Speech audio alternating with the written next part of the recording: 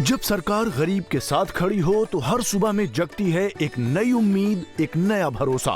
हमने गरीबों के उत्थान के लिए न केवल योजनाएं चलाई, बल्कि यह भी सुनिश्चित किया है कि वे धरातल पर उतरें। अब गरीब परिवारों को अपनी बेटियों की शादी की चिंता नहीं करनी पड़ती है।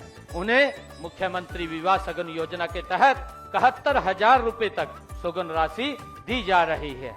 गरीब महिलाओं को रसोई के धुएं और महंगाई से राहत देने के लिए हम हर महीने केवल 500 रुपए में गैस सिलेंडर दे रहे हैं।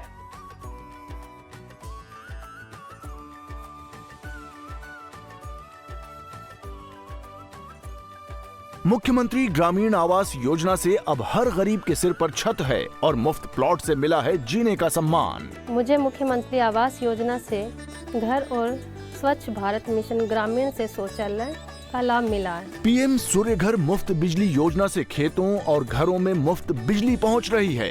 अब किसान भी आत्मनिर्भर और बच्चे भी रोशन भविष्य की ओर। जब गरीब को इलाज का बोझ न उठाना पड़े और बुजुर्गों को मिले 5 लाख रुपए तक का मुफ्त उपचार, तभी तो हर चेहरे पर लौटती है मुस्कान। गरीब की खुशहाली ही हरियाणा की असली पहचान है। जब हर चेहरे पर मुस्कान हो, तभी पूरा होता है सशक्त हरियाणा का सपना। देश के प्रधानमंत्री आदरणीय नरेंद्र मोदी जी,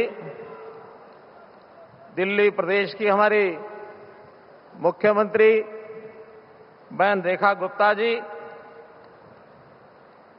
उपस्थित हमारे उपराज्यपाल श्री विनीत कुमार सक्सेना जी,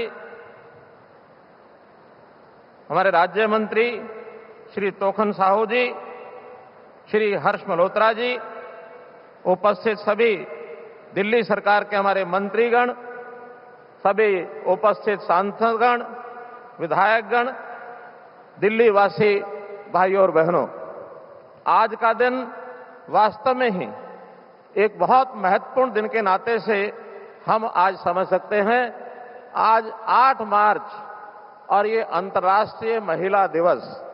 इस दिन हम अपनी मातृशक्ति को प्रणाम करते हैं, उनका अभिनंदन करते हैं। आपको सबको बहुत बहुत इस दिन की बधाई, बहुत बहुत शुभकामनाएं। आज दिल्ली के लिए भी, दिल्ली वासियों के लिए बहुत एक महत्वपूर्ण दिन है। और ये महत्वपूर्ण इसलिए है कि प्रधानमंत्री जी ने आज कई बड़ी बड़ी योजनाएं जो समर्पित करने जा रहे हैं। यहां से पूर्व सरोजिनी नगर क्षेत्र में भी बहुत से सरकारी आवासों का, लगभग 2,500 सरकारी आवासों का और जनता को समर्पण करने का काम किया है। इसी प्रकार 6,500 मकानों के शिलान्यास का कार्यक्रम भी अभी होगा। और मेट्रो के भी आज 3 लाइनें, उसका उद्घाटन और शिलान्यास होने वाला है।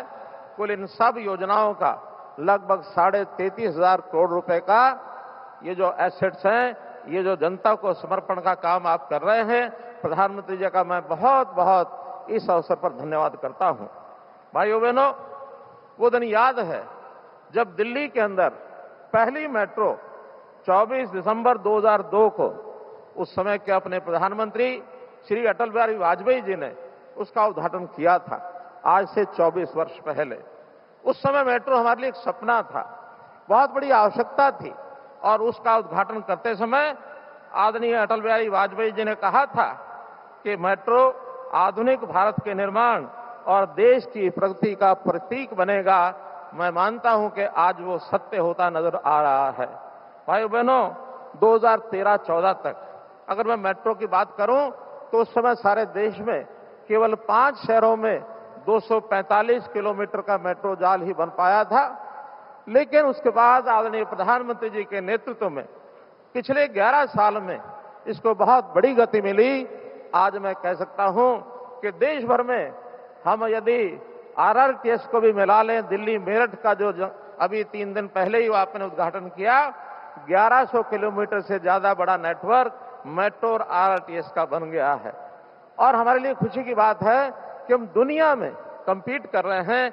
दुनिया में यानी यूएसए, अमेरिका और चाइना के बाद तीसरे स्थान पर हम भारतवर्ष मेट्रो के सिलसिले में पहुंचे हैं। ये बहुत बड़ी उपलब्धि हमारी है प्रधानमंत्री जी के नेतृत्व में। हमने मेट्रो के नाते जहां तक विचार है, दिल्ली में भी 500 किलोमीटर से ऊपर और ये टोटल नेटवर्क बन गया है। दिल्ली की तो एक प्रकार की लाइफलाइन है मेट्रो।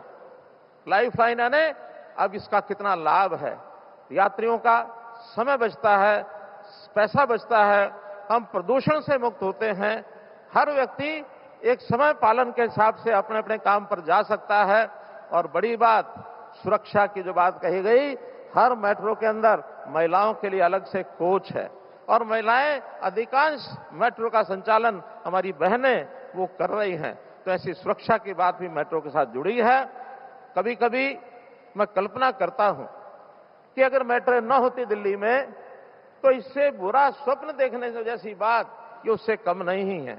यानी दिल्ली की आबादी, मैं आज से और लगभग 55 साल पहले से दिल्ली को जानता हूं।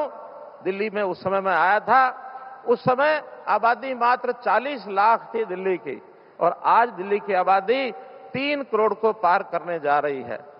उस समय भी ट्रैफिक जाम होते थे, चाहे स्कूटर हो, बस हो, कार हो, लेकिन आज मेट्रो के चलने के बाद वो परेशानियां जो 1970 में 72 में होती थी, आज 2026 में वो नहीं होती हैं। केवल मात्र मेट्रो उसका एक यातायात का जो साधन दिल्ली में और देश में खड़ा किया जा रहा है, उसका एक बहुत बड़ा लाभ ये दिल्ली वासियों को हो रहा है।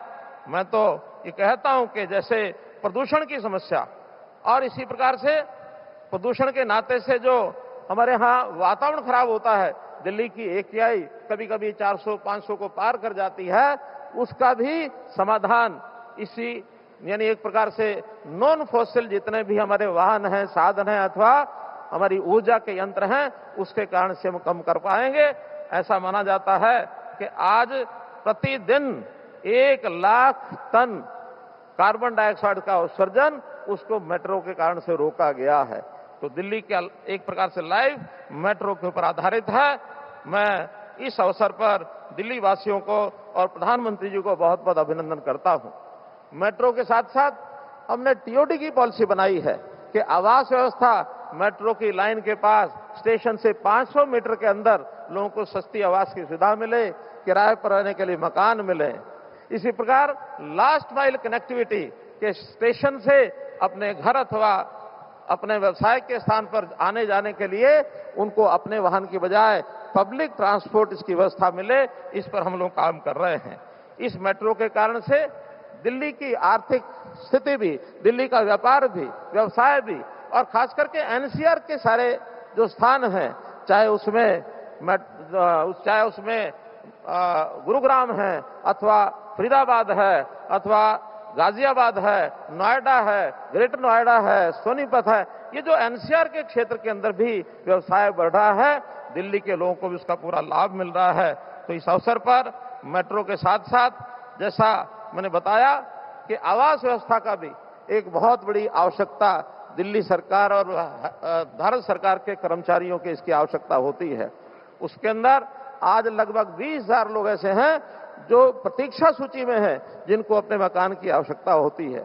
यदि किसी कर्मचारी से पूछा जाए कि तुम्हारी इच्छा बताओ, बड़ी इच्छा क्या है, 2 इच्छाएं वो बताता है।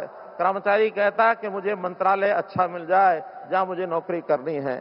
दूसरी इच्छा उसकी होती है मुझे रहने के लिए आवास मिल जाए, परिवार की आवश्यकता पूर्ति के लिए उसको निकटतम आवास। दोनों में तुलना करें तो मुझे कई बार लगता है आवास की चाहत ज्यादा होती है, क्योंकि आज आवास आवंटन का काम भी मेरी और प्रधानमंत्री जी ने दिया है।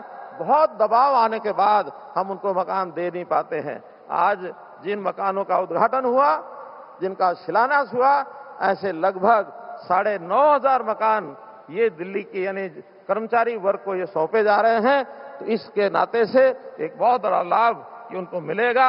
और मैं समझता हूं कि कर्मचारी का यदि सुखपूर्वक रहना करना हो जाए और उसकी बहुत निकट स्थान के ऊपर रहने की व्यवस्था यदि कार्यालय के पास हो, समय बचता है, उसको सुविधा होती है, मन लगा के वो काम करता है और उसका लाभ जो है वो हम सबको होता है।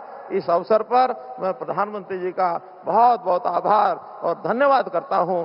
इसी प्रकार आगे दिल्ली में मेट्रो की जो आवश्यकताएं हैं वो आप पूरी करते रहेंगे, ऐसा मेरा विश्वास। आपका बहुत बहुत धन्यवाद, बहुत बहुत आभार।